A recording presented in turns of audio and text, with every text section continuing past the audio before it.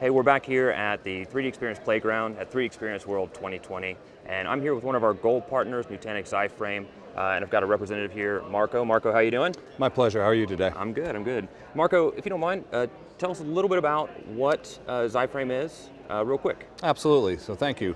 So iFrame is a product from the Nutanix family. Nutanix is very well known as a hyperconverged infrastructure company, one of the many products we have. It's probably the one we're best known for.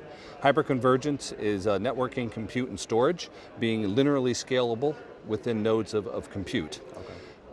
That also lends itself exceptionally well to virtual desktop infrastructure. So iFrame is a desktop as a service that falls under virtual desktop. So it is a natural marriage for Nutanix to look to purchase iFrame and bringing virtual desktop and desktop as a service to the product set. Wow, okay. So, you know, for those of us out there that aren't super computer savvy, what you're basically saying is there's a desktop in the cloud that's available for people as a service. They can purchase it from you. Yeah, absolutely. So desktop as a service really means a few things. One of them is it's born in the cloud for the cloud originally, so it operates independently in the cloud. It can run the workloads in the cloud.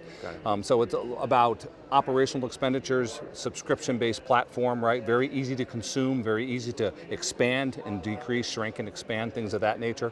So that's kind of the desktop as a service definition, but we also, with Nutanix being an on-premise company as well, as a cloud company, we're able to transport that workload also to our Acropolis hypervisor running our hyperconvergence. Okay, now why would people want to do it? It seems like everybody's moving to the cloud, but you're saying you do it on-premise as well. Is there like a particular reason for that? Yeah, there's some use cases, right?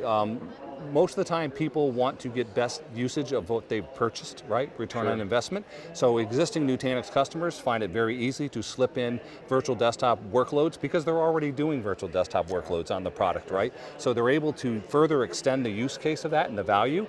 And then as their workloads tend to change, we have interns, we have people that come to our office that need the working space or contractors, and we're able to quickly and easily use cloud infrastructure to spin those workloads up and only pay for what we use. At the end of the month, you can turn it off. That's great. That's great that there's a flexibility in that.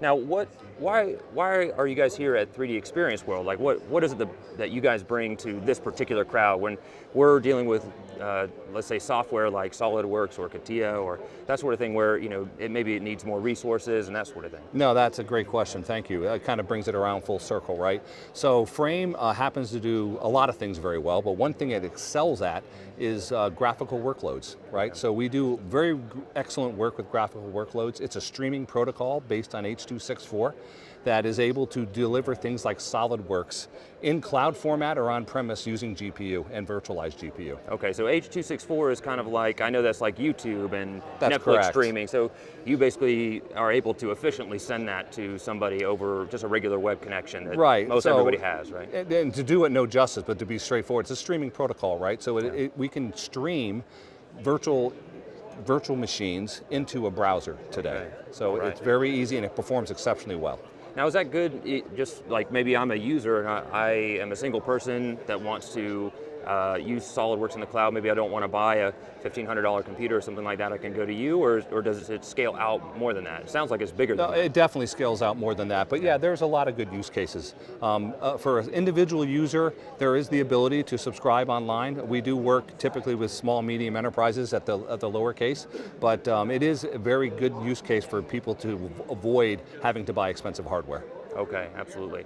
And now that I'm thinking about it, we're talking about SolidWorks data, and some companies that may want to use cloud computing are really worried about that because they have data that they don't want to be on the cloud. And I'm kind of bringing this back to what you were saying about it being on-premise, but there are also benefits of on the cloud, but is there a hybrid or something like that you guys can do? Absolutely, so while we can deliver, natively we were in the cloud for the cloud.